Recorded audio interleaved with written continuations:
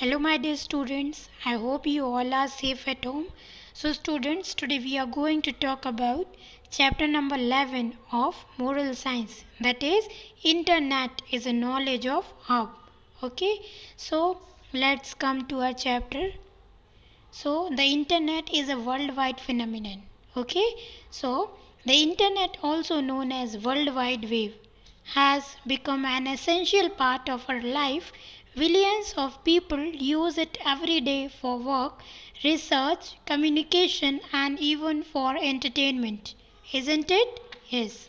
So now the internet has more than 75 million servers where data is stored, and by some estimate one server is added to it every second. They are connected with around half a million so under cables which transport data to and fro at the speed of light. There is a whopping 5 million terabytes data on these servers. More than 85 million pages of text can be stored in 1 terabyte. So by it is estimated that by 2020 more than 40 billion devices will be added, and there will be 10 devices for every person on the planet. The internet data consumption which be more than 600 terabytes per second. So the internet is a bond for students, teachers and researchers who can get information on anything they want from it using a search engine. It is seen as a of information and knowledge which was never available to humankind. Okay, humankind earlier. So we have moved from the industrial age to the information age. Knowledge economy has become a reality. Students, teachers and researchers can sift their data array from an array from rich content available on different websites, virtual libraries and discussion boards. A huge number of books and their extracts are available online and are just a click away. Okay, so a variety of multimedia platforms contain information including entertainment, leisure activities and consumer information. Okay, so now we are moving towards Wikipedia, a knowledge warehouse. So Wikipedia is a knowledge warehouse. So H.G. Wells, an English author, visualized a world encyclopedia in 1937. Today, with the internet, it has come true. Wikipedia is a free online accessible encyclopedia worldwide. It is a collection of tens of thousands of wikis, and information can be accessed in seconds. It is non-profit venture and runs on a small donation, mostly less than 30. So a wiki is a website, mostly less than a small donation.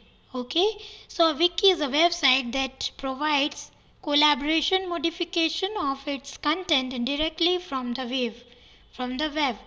Okay, so wiki means quick. A wiki is essential a database for creating and searching through information.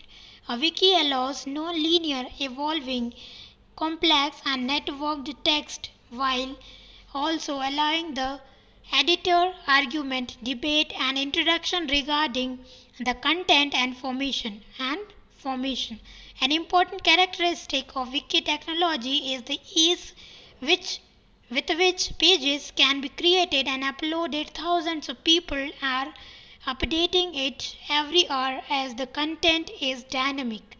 So there are usually a large number of hypertext links to other pages within the wiki and allows non-linear navigation for every user. It means that a user can jump from one page to the other using these links.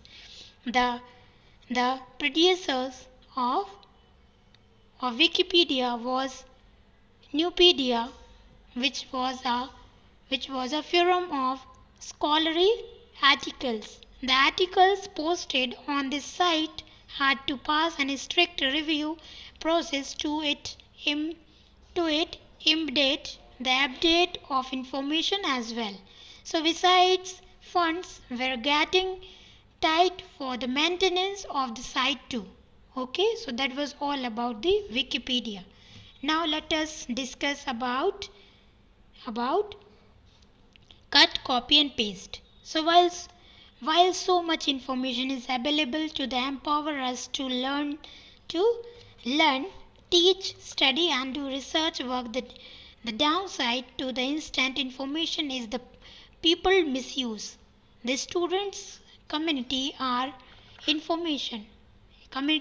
known as resort to cut, copy and paste of text from the internet while doing projects or even serious research. One should refer to the material on the internet as we do from hard copy of books and reference materials. Jot down an important points and then write note in his or her language. So the process helps us learn copying, write notes and pasting content from the internet without the author or the source and passing it as your own. It's cheating and is a punishable act. This is called plagiarism. It is defined as the act of taking another person's writing, conversation, song, even ideas and passing it off your own. Email, message, interviews, articles, networks or any other medium. So there are softwares available which can easily check plagiarism, which are used by some colleges and universities to catch the act of cheating. Okay, and also to get grades higher than one is capable of getting. The best way to use information is to give credit to the author or the source which you have consulted. Okay, so now let's see about the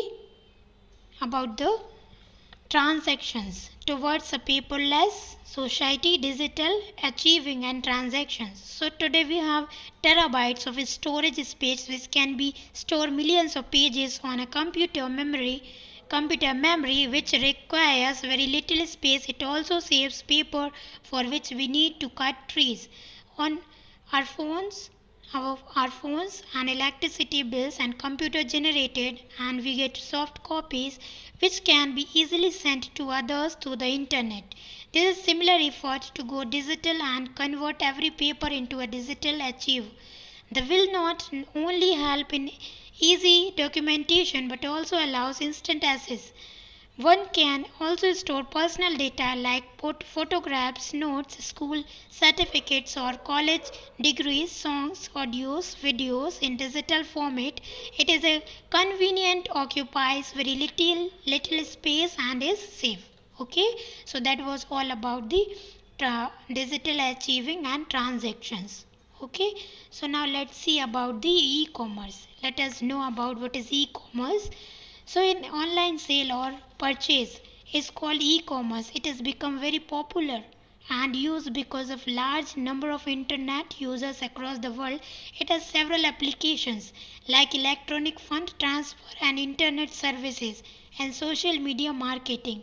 So supply chain management and even businesses data collection. So online sales and purchase transactions are B2C, that is business selling to consumer directly, or B2B, which is transaction between two business entities. E-marketing researches out of customers using emails, pop-up advertisement on popular search engines and site for customers. There is a huge choice for millions of products. Okay, so students, we are done with the explanation of our chapter. I hope you all enjoyed the session. Thank you.